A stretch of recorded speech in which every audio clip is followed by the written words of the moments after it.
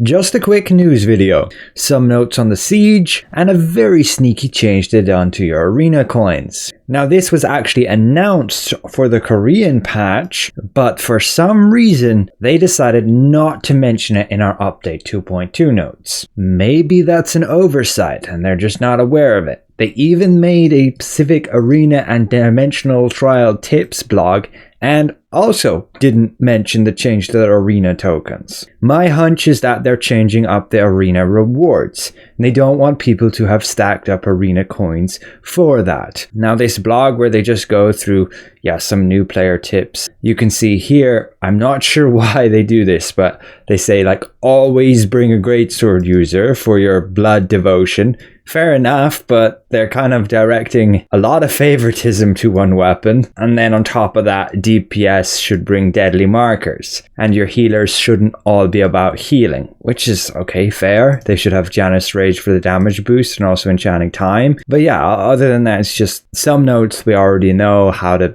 beat up these trials, group setup, and the same thing for arenas, ensure your gear's optimized. It's very much so a rock, paper, scissors combat system. But yeah, they completely failed to mention anywhere that they're changing the currency, that they're changing the rewards, and that all your arena coins will be just up and deleted in less than 7 days. So if you get your arena coins via getting some wins, make sure to actually go and spend them before the week is out. Next week starting, say, next Thursday with the timer. And for some reason, at least as far as I'm aware, they did not add an arena merchant to Herba Village. Currently the only arena merchant available is still in Castleton. And you can see all the current rewards at this guy. It's got those bracelets, those necklaces, which honestly should be changing to some like tier 2 items. It's got the loyalty coins, which is a great addition, and I highly recommend you actually buy those because you can save them and ultimately craft tier 2 items.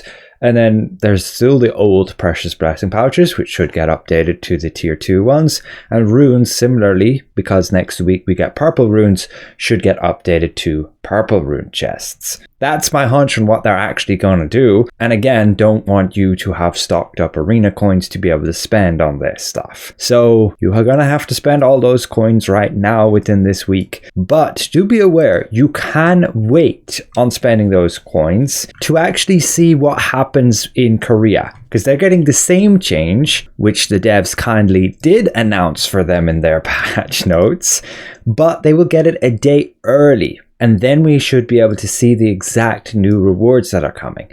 Now, it's not really going to help us because our coins are still getting deleted before we get the update as well. But who knows? They failed to mention it in their patch notes. So there's always the very slim chance that it was a bug that it now has a timer displayed. So you could wait for further dev news in the hopes that you would be able to still spend them for the following week. But that would also mean we would unlikely get an update and change here. But jumping back to the siege event news, they did put out an announcement that they're changing the castle siege time. So now it will be midnight on the 22nd. This should be your local server time. And that's when they will assign the defenders. So the defenders are picked based on guild ranking. So you're going to need to farm activity, and your total guild score is based on the total amount of activity your guild has. You can see these guys are farming their asses off. The average amount per player in like this guild is going to be over 10,000. And that's all to try and get the throne for free at that point and then become the defenders. In some cases, it can be easier to defend than it is to attack and try to take it over. And yeah, there's a lot of Lucent on the line. My castle has, over 600,000 in there. Not that you get to do anything with it, but you get a portion of it as a reward for participating. So just be aware of that again, and they did specifically state the times here in, say, UTC.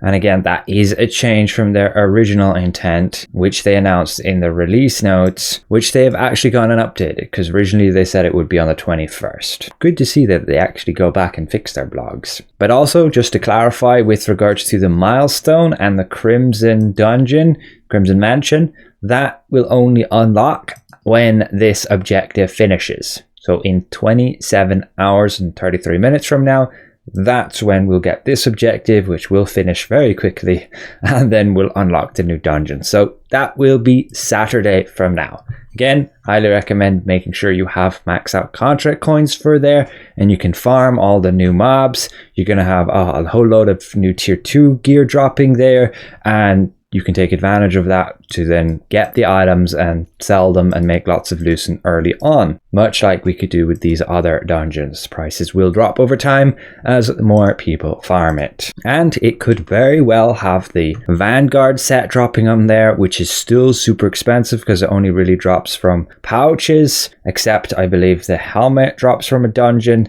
The boots did say they dropped from a dungeon, but that seems to be an error. Like, supposed to be these guardian golems, but either the drop rate's so low that the prices are still super high and the demand is so high. But also, this is a great success craft, so you got to look at the lithograph.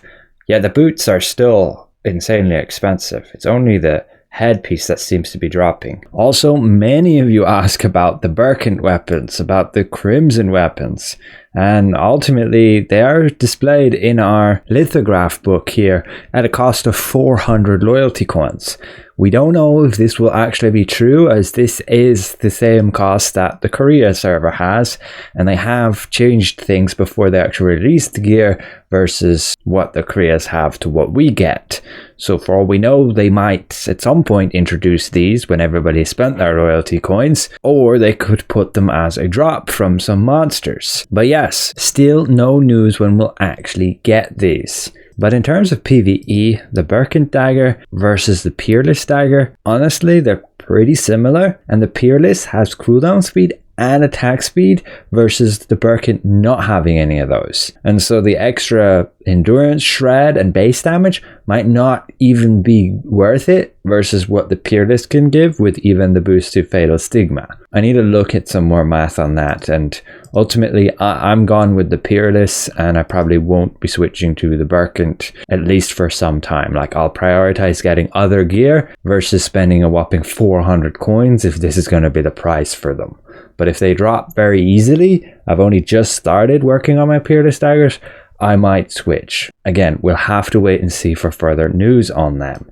In the future milestones, next week we get the Arch bosses, along with one more field boss, the Manticus brothers, which we should get on Sunday or Monday, depending when this aligns exactly. The devs just made a post confirming we fight them on the 23rd, but that can still be a little bit different depending on the time zones. And yes, we get the demonic twin beasts, the Manticus brothers. You can already see all the new loot that this guy will bring. The Axeman crossbow should be pretty powerful with the extra projectiles. The trousers of the Dawn Mist set, boots of the Royal set, Elder set, Overseer set, and the Imperial Seeker set, along with the Deckman's Balefire Scepter. Very good for 1 DPS there. So you can save your guild raids for that, and already keep an eye out on the daily schedule when it will show up, when we get to Sunday or Monday, depending on when exactly those milestones align. And of course then the Arch bosses, Del's Noah and Giant Cordy, and they may very well change the loot from what Korea has for those. But that's it for now. Thanks all for watching, good luck on your drops, and we'll see you around. Goodbye for now.